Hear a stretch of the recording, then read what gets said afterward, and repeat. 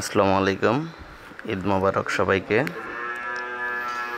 আজকে পবিত্র ঈদুল আজহা, সবাইকে ঈদুল আজহার শুভেচ্ছা।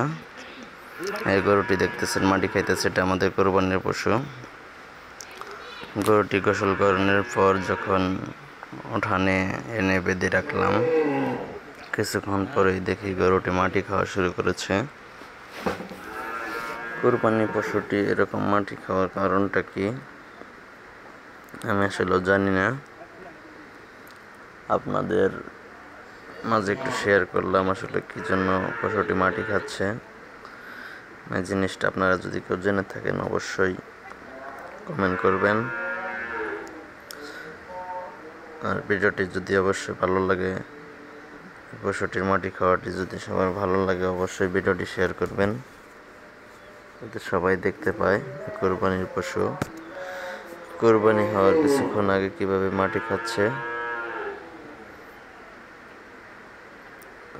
সবাইকে ঈদের শুভেচ্ছা জানিয়ে আজকের মতো ভিডিও এখানে শেষ করব। আল্লাহ তাআলা যেন সবার কোরবানি কবুল করেন।